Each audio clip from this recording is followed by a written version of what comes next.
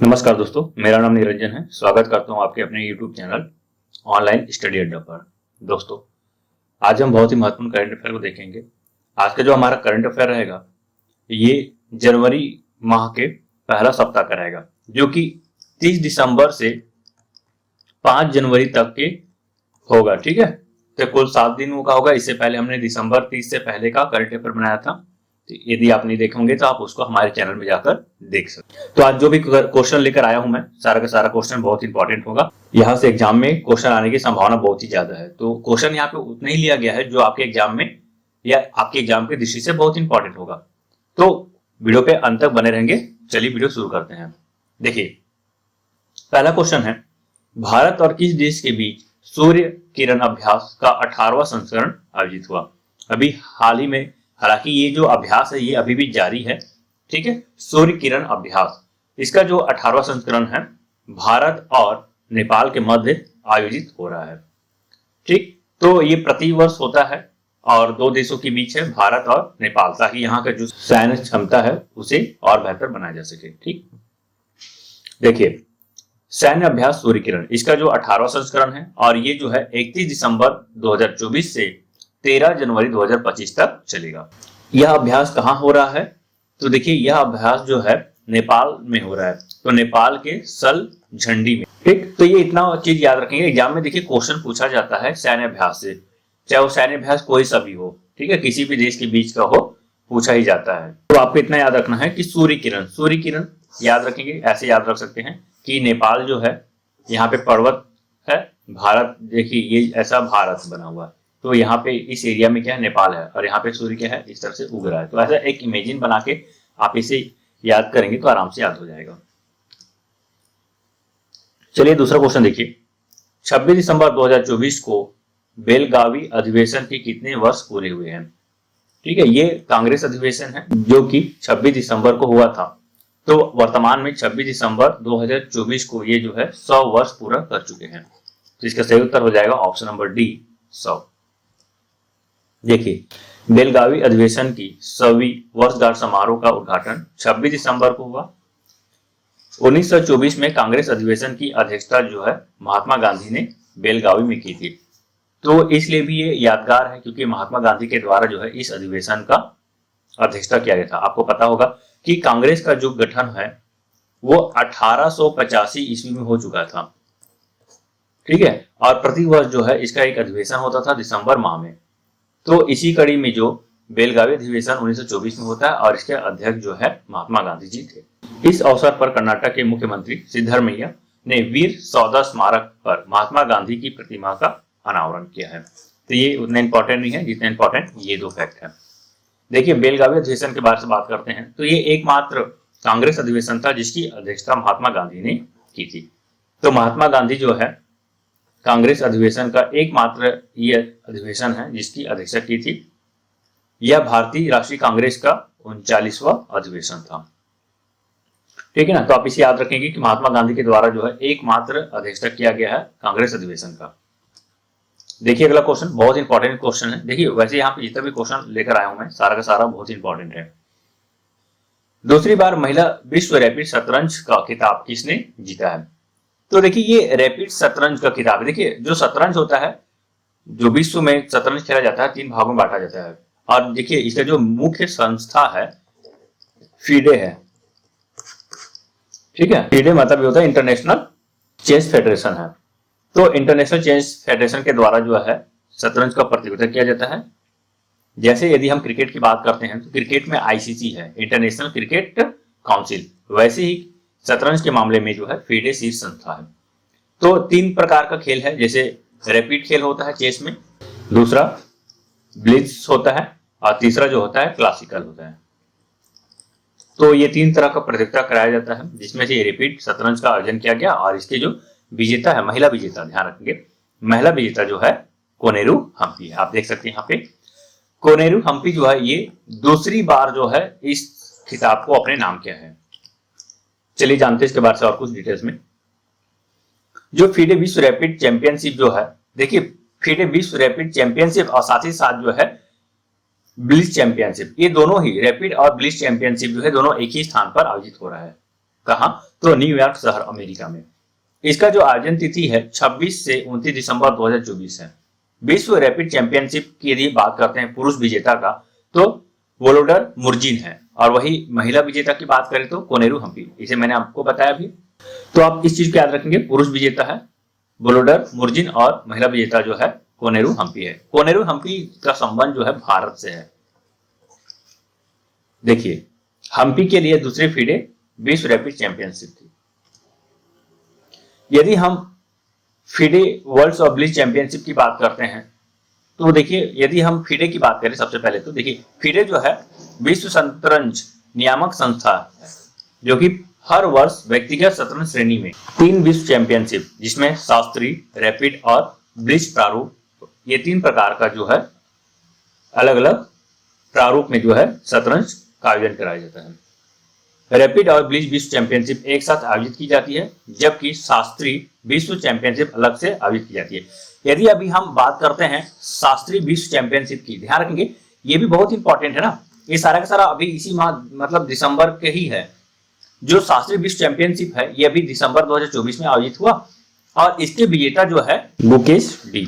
ठीक है, तो गुकेश डी जो है शास्त्रीय विश्व चैंपियनशिप बने हैं अभी हाल ही में, और गुकेश डी जो है ये सबसे कम उम्र के विजेता बने हैं पूरे, यदि हम विश्व के इतिहास की बात करते हैं चैंपियनशिप, शतरंज चैंपियनशिप की, तो सबसे कम उम्र के व्यक्ति हैं, और इनका भी संबंध जो है भारत से है। चलिए आगे हम देखेंगे ब्लिट्ज चैंपियनशिप के भी बारे से। 2017 से ओपन और महिलाओं की रैपिड और ब्लिट्ज चैंपियनशिप दोनों को फीडे द्वारा एक ही स्थान पर एक साथ आयोजित कराया जाता है। ठीक है ना। चलिए अगले और इंपॉर्टेंट क्वेश्चन देख लेते हैं। देखिए, दिसंबर 2024 में किस टीम ने अपना पहला प्रो कबड्डी खिताब जीता है? प्रो कबड्डी खिताब, ठीक है, तो प्रो कबड्डी खिताब जो है ये हरियाणा स्टीलर्स ने जीता है। चलिए आगे इसके बारे से और जानकारी लेते हैं। तो हरियाणा स्टीलर्स ने पुणे में प्रो कबड्डी लीग सीजन के 11वें फाइनल में पटना पायरेट्स को हराकर अपना पहला प्रो कबड्डी लीग खिताब हासिल किया। ध्यान रखेंगे, हरियाणा स्टीलर्स जो है ये पटना पायरेट्स को हराकर यह खिताब अपने नाम किया है। पुरस्कार स्वरूप 3 करोड़ रुपए और विजेता उप विजेता को 1.8 करोड़ रुपए मिले हैं। चलिए अगला क्वेश्चन, ये भी इंपॉर्टेंट क्वेश्चन है। भारत जो है पहली बार जो है वेब्स की मेजबानी कर रहा है। वेब्स यानी कि विजुअल एंटरटेनमेंट समिट वेब्स की मेजबानी करेगा, तो भारत करेगा 2025 तो आ ही गया है, तो ये फरवरी 2025 में इसका आयोजन करेगा। देखिए, फरवरी माह में global audio visual entertainment summits यानी कि वेब्स का आयोजन करेगा। कब से कब तक ये आयोजन हो रहा है? दिल्ली में 5 से 9 फरवरी तक होगा। इसका जो मुख्य उद्देश्य है, जो विश्व स्तरीय सामग्री के निर्माण में देश की क्षमता को प्रदर्शन करना और सहयोग को बढ़ावा देना। भारत में पहली बार world audio visual entertainment summit waves का आयोजन होगा, जो देश को ग्लोबल कंटेंट क्रिएशन हब बनाने की दिशा में एक महत्वपूर्ण कदम है। ठीक है, तो भारत जो है इसका आयोजन पहली बार कर रहा है, इसलिए ये अपने आप में इंपॉर्टेंट होता है। जितने भी कंटेंट क्रिएटर है उसके लिए बहुत ही इंपॉर्टेंट है। यहाँ पे जितने भी कंटेंट क्रिएटर है सारे सारे इस सम्मेलन में शामिल होंगे। चलिए अगला क्वेश्चन देखिए। पुरातत्वविदों ने हाल ही में किस हड़प्पा स्थल पर 5000 साल पुरानी जल प्रबंधन प्रणाली की खोज की है? तो किस शहर पर? तो देखिए इसका सही उत्तर हो जाएगा ऑप्शन नंबर बी, राखीगढ़ी, है कि नहीं। देखिए, हरियाणा के हिसार जिले में एक प्राचीन हड़प्पा स्थल राखीगढ़ी में चल रही खुदाई से लगभग 5000 साल पहले की उन्नत जल प्रबंधन प्रणाली और सांस्कृतिक प्रथाओं का पता चला है। राखीगढ़ी हड़प्पा युग का सबसे बड़ा ज्ञात स्थल है, जो कि 865 एकड़ में फैला है और अपने ऐतिहासिक महत्व के लिए विश्व स्तर पर जाना जाता है। चलिए अगला क्वेश्चन देखिए। इसरो ने किस रॉकेट की मदद से स्पेस डॉकिंग एक्सपेरिमेंट मिशन का सफल परीक्षण किया है? देखिए इसको शॉर्ट में बोलते हैं स्पेडेक्स। ठीक है, स्पेडेक्स। तो ये स्पेडेक्स है, ये लोडिंग अनलोडिंग का काम करता है ना, और ये भारत के लिए बहुत ही इंपॉर्टेंट है। तो इसका जो सफल परीक्षण किया है किस प्रक्षेपण यान के द्वारा किया है? तो देखिए इसका जो सही उत्तर हो जाएगा ऑप्शन नंबर सी, PSLV C60। ठीक है, देखिए स्पेसएक्स मिशन की बात करते हैं तो इसका जो संचालन करने वाले हैं इसरो के द्वारा, मतलब इसे प्रक्षेपित किया गया है। प्रक्षेपण तिथि है 30 दिसंबर 2024। प्रक्षेपण यान PSLV C60, इसका जो प्रक्षेपण किया गया है श्रीहरिकोटा के जो सतीश धवन अंतरिक्ष केंद्र है वहां से किया गया है, और ये जो कि है आंध्र प्रदेश में पड़ता है। यह मिशन सफल रहा तो देखिए भारत जो है रूस, संयुक्त राज्य अमेरिका और चीन के बाद दुनिया का चौथा देश बन जाएगा जो अंतरिक्ष रेडवेजर्स डॉकिंग और अनडॉकिंग की कला में महारत हासिल करेगा। देखिए ये जो मिशन है भारत के लिए बहुत इंपॉर्टेंट है, क्योंकि भारत अब आने वाले समय में जो है अपना खुद का अंतरिक्ष मिशन स्थापित करेगा। तो भारत जो है अपना खुद का अंतरिक्ष मिशन स्थापित करेगा, इसलिए जो है ये बहुत ही इंपॉर्टेंट भी हो जाता है। देखिए एक और मैं बहुत ही इंपॉर्टेंट फैक्ट बता देता हूं आपके लिए, ठीक है। भारत का जो अंतरिक्ष मिशन जारी किया गया है, ठीक है, भारत का अंतरिक्ष मिशन का जो विजन है तो एक शीर्षक के तौर पे आया है भारत का अंतरिक्ष मिशन, ठीक है, अंतरिक्ष मिशन एट 2047। तो भारत जो है 2047 में 100 वर्ष पूर्ण कर लेगा आजादी का। तो इसी के उपलक्ष्य में भारत का अंतरिक्ष मिशन जारी किया गया है केंद्र सरकार के द्वारा। और इस मिशन के तहत देखिएगा कि जो भारत का अपना खुद का अंतरिक्ष स्टेशन है, ध्यान रखेंगे, भारतीय अंतरिक्ष स्टेशन, तो भारत का खुद का अपना अंतरिक्ष स्टेशन होगा और भारत जो है इसे 2035 तक पूर्ण कर लेगा। ठीक, तो ये बहुत ही इंपॉर्टेंट है, ठीक है। तो आप इस फैक्ट को भी ध्यान में रख लीजिएगा। देखिए अगला क्वेश्चन, किस देश ने दिसंबर 2024 में नोरो वायरस प्रकोप की सूचना दी है? तो देखिए किस देश ने, तो अमेरिका ने। तो अमेरिका ने जो है यहाँ जो है नोरो वायरस प्रकोप फैल चुका है, नोरो वायरस जो है पूरी तरह से फैल चुके हैं जो कि घातक भी है अपने आप में। तो अमेरिका में नोरो वायरस का प्रकोप बहुत तेजी से बढ़ा है। दिसंबर की शुरुआत में 91 मामले सामने आए, जबकि नवंबर के अंत में 69 मामले सामने आए हैं। नोरो वायरस एक अत्यधिक संक्रामक वायरस है जो गैस्ट्रोएंटेराइटिस का कारण बनता है, जिसे पेट फ्लू या विंटर वॉमिटिंग बग के रूप में भी जाना जाता है।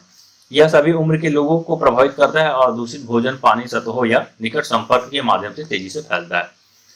तो ये बहुत ही इंपॉर्टेंट है, ध्यान रखेंगे। अभी हाल ही में चीन की बात करें तो चीन में भी देखिए ह्यूमन मेटानिमोनो वायरस, देखिए ये वायरस जो है बहुत ही खतरनाक है। इसे बोला जाता है अभी जो कोविड-19 आया था तो कोविड-19 के जैसा ही है, अभी हाल में ही चीन में ये फैल रहा है, ठीक है।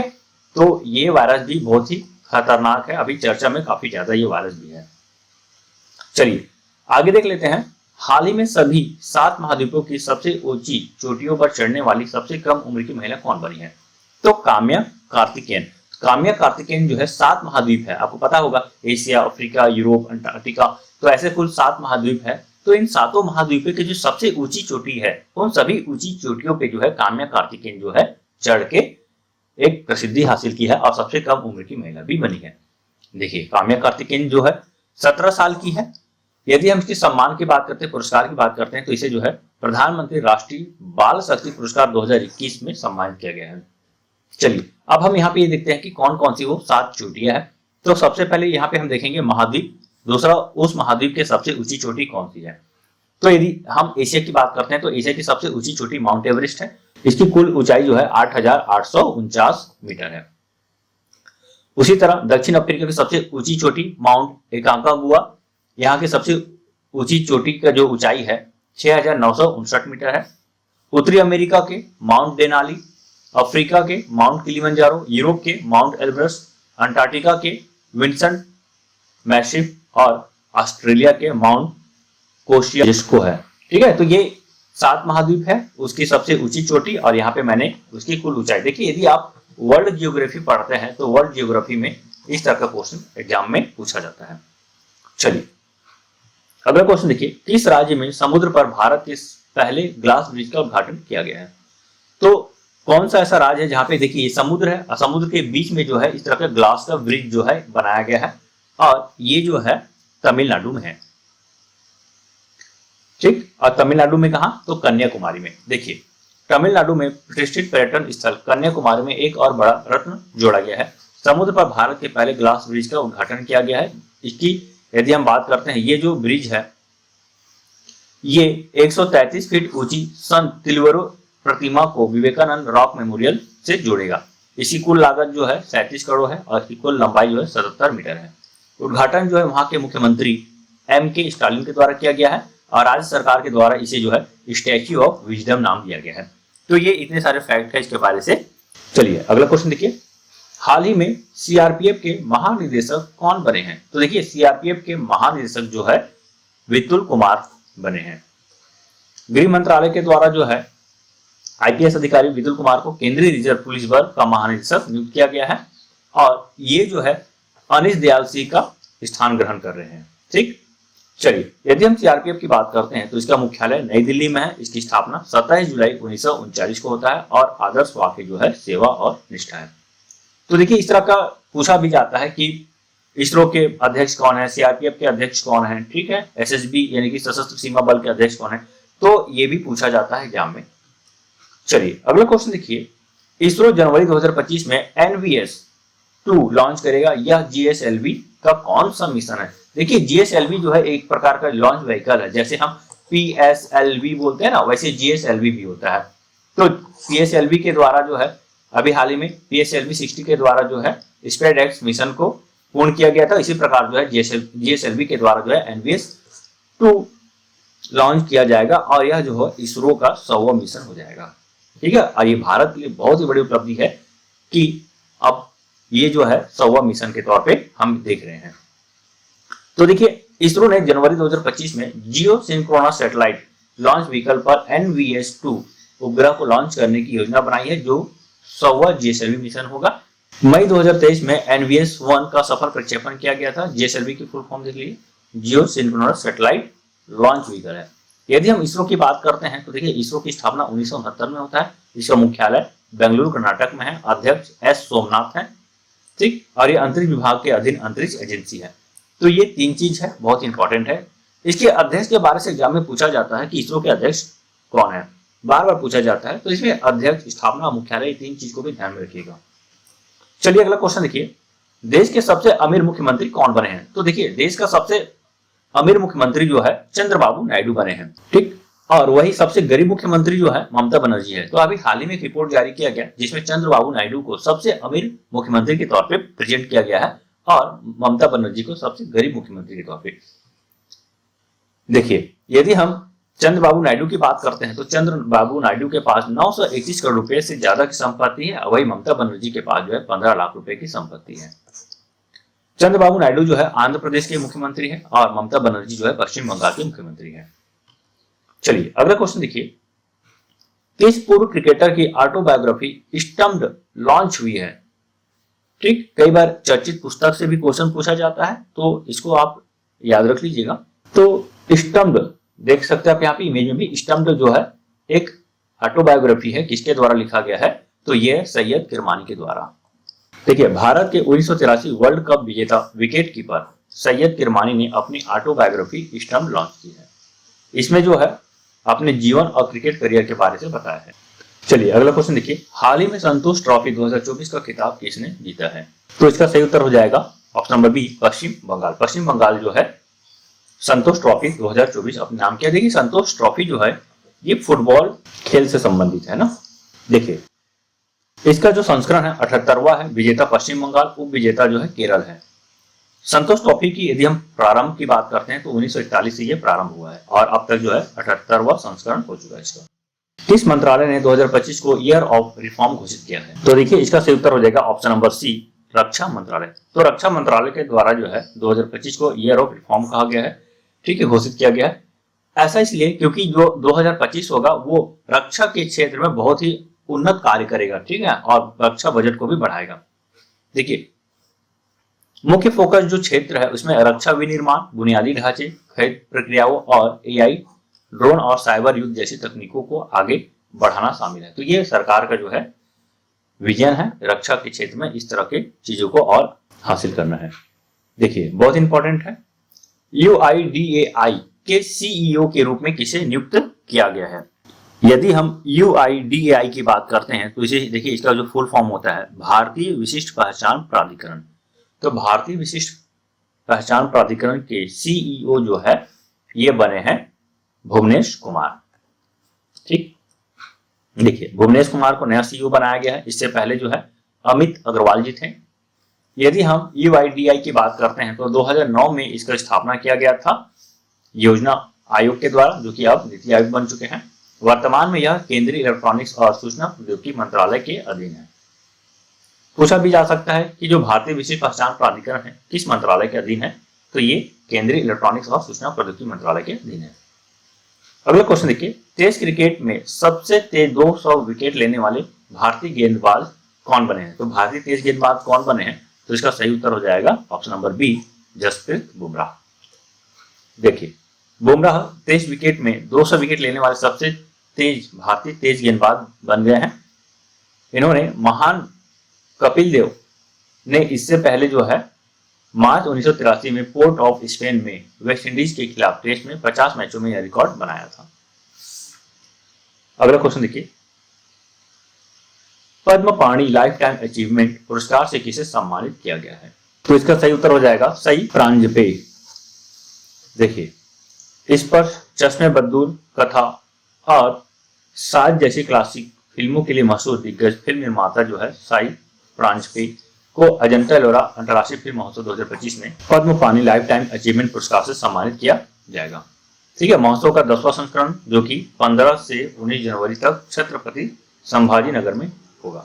चलिए अगला क्वेश्चन देखिए, जनवरी 2025 में किस राज्य सरकार ने हिंदू और सिख पुजारियों के लिए पुजारी ग्रंथ सम्मान योजना शुरू की है? तो इसका जो सही उत्तर हो जाएगा ऑप्शन नंबर डी, दिल्ली। तो आप देख सकते हैं यहाँ पे दिल्ली सरकार के द्वारा जो है पुजारी ग्रंथ सम्मान योजना प्रारंभ की गई है। इस योजना के तहत यदि हम बात करते हैं, हिंदू और सिख पुजारियों को 18,000 का मासिक मानदेय प्रदान किया जाएगा। तो देखिए 18,000 रुपए का मासिक मानदेय जो है अपने आप में बहुत बड़ा रकम होता है। चलिए अगला क्वेश्चन देखिए, जनवरी 2025 में एसोचैम के महासचिव कौन बने हैं? तो देखिए इसका सही उत्तर हो जाएगा option number C, Manish Singhal. ठीक है, तो मनीष सिंघल को जो है महासचिव नियुक्त किया गया है और मनीष सिंघल जो है दीपक सूद का स्थान ग्रहण किए हैं। यदि हम एसोचैम की बात करें तो अर्थव्यवस्था के क्षेत्र में शीर्ष संस्था में से एक है। इसकी स्थापना 1920 में होता है, मुख्यालय नई दिल्ली है। बहुत इंपॉर्टेंट क्वेश्चन है। अभी हाल में मेजर ध्यानचंद खेल रत्न पुरस्कार प्रदान किया गया है। ठीक है, ये खेल रत्न पुरस्कार के नाम से है, खेल रत्न पुरस्कार। तो खेल रत्न पुरस्कार में कुल 6 कैटेगरी में जो है पुरस्कार प्रदान किया गया है, जिसमें सबसे शीर्ष स्थान की यदि हम खेल पुरस्कार की बात करें तो मेजर ध्यानचंद खेल रत्न पुरस्कार है। तो इस खेल रत्न पुरस्कार के तहत 4 लोगों को जो है पुरस्कृत किया गया है। ठीक है, और इसमें जो 4 लोग हैं उसका नाम मैं बता देता हूं, जिसमें से मनु भाकर है, डी गुकेश है, हरमनप्रीत है और चौथा जो है प्रवीण कुमार है। तो ये 4 खिलाड़ी है जिसे मेजर ध्यानचंद खेल रत्न पुरस्कार से सम्मानित किया गया है। चलिए अब इन चारों खिलाड़ियों के खेल के बारे में बात करते हैं। तो देखिए जो डी गुकेश है ये जो है शतरंज खिलाड़ी है। मनु भाकर की यदि हम बात करते हैं तो मनु भाकर जो है ये निशानेबाजी है। ठीक है, मनु भाकर निशानेबाज है। हरमनप्रीत सिंह की यदि हम बात करते हैं तो हरमनप्रीत सिंह जो है ये हॉकी खिलाड़ी है और प्रवीण कुमार जो है ये पैरा एथलेटिक्स है। ठीक है, तो ये 4 खिलाड़ी है और उनके खेल है। तो इन चारों खिलाड़ियों को मेजर ध्यानचंद खेल रत्न पुरस्कार 2024 से सम्मानित किया गया। दोस्तों मैं खेल रत्न पुरस्कार से संबंधित एक विस्तृत वीडियो लेकर आऊंगा जिसमें पूरा का पूरा जो चीजें होगा वो खेल रत्न पुरस्कार से ही संबंधित होगा। यहाँ पे मैंने पूरा 1 सप्ताह का करंट अफेयर को कवर किया है, तो यहाँ पे मैं ज्यादा डिटेल्स नहीं दे पा रहा हूँ। ठीक है, देखिए ये जो पुरस्कार है युवा कार्यक्रम और खेल मंत्रालय के तरफ से प्रदान किया जाता है।